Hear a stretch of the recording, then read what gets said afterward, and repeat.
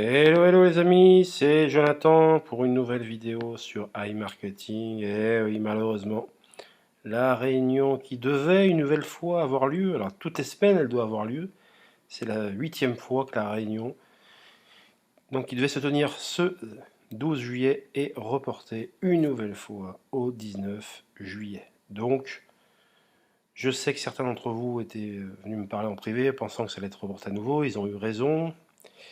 Mais bon, en ce moment, on a plus de chances d'être dans le vrai lorsqu'on dit que la réunion va être reportée que l'inverse. Donc ça fait 8 fois de suite. Moi, je tenais à vous dire que moi, je suis très déçu. Que au niveau de la communication, non seulement c'est désastreux, mais c'est complètement irrespectueux. Parce que tout simplement, ils ne communiquent pas sur leur canal officiel.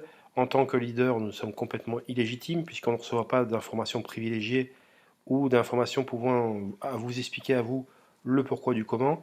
On ne sait rien. Donc cette attitude est complètement déplorable, je tiens à le dire. Alors, qu'ils aient des problèmes, qu'ils ne veulent pas tout dévoiler, dans toutes les entreprises c'est comme ça, il n'y a pas de souci, mais on doit quand même communiquer un minimum, et ce minimum syndical n'est pas respecté. Donc moi je vais demander à tous ce soir eh bien, de ne plus réinjecter votre cashback dans... Voilà, en fait, de faire, on va dire, une sanction de la sorte. Alors, vous allez me dire, e-marketing n'a peut-être pas besoin, mais il faut manifester notre mécontentement et faire en sorte de ne plus réinjecter son cashback. Voilà, tout simplement. Et on doit attendre des preuves d'iMarketing et ces preuves ne viennent pas actuellement. Une communication, une preuve comme quoi les choses vont dans le bon sens. Donc voilà, je tenais à faire cette vidéo. Déjà pour vous dire, j'ai pris un gros coup sur la tête comme vous tous ce soir.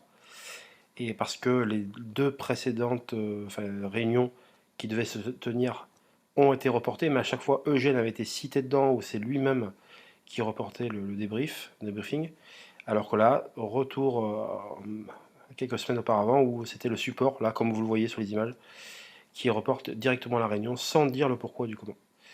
Donc voilà, autant il y avait des motifs d'espoir les deux fois précédentes, puisque Eugène était là, autant là, voilà. En plus, ils savent que ça fait la 8e fois, ils savent on ne sait plus comment.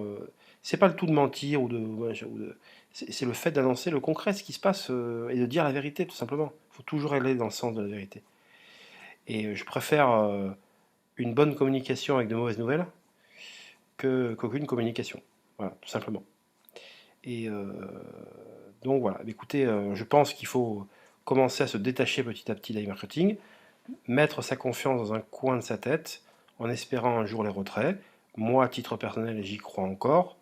Bien sûr que ces reports consécutifs on m'a enlevé pas mal de confiance, mais comme, bon, on va dire qu'ils se contentent de revenir à chaque fois reporter, je pense que ça sera définitivement, ça sentira le roussi le jour où, comme la semaine dernière d'ailleurs, où quand Eugène est venu avec près d'une heure et demie de retard, le jour où il n'y aura plus d'annonce de la part du canal des leaders et plus rien, rien qui bouge, là on pourra vraiment s'inquiéter. Je sais que bon nombre d'entre vous avaient tiré la sonnette d'alarme depuis belle lurette et les faits sont en train de leur donner raison, donc il faut quand même le dire.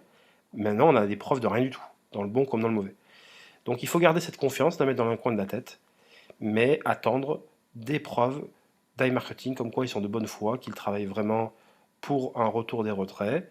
Et ça, malheureusement, sans communication, on ne peut en apprendre davantage. Alors, ce qui est rassurant, c'est que le signe fonctionne toujours. Bien sûr, on peut toujours mettre son cashback.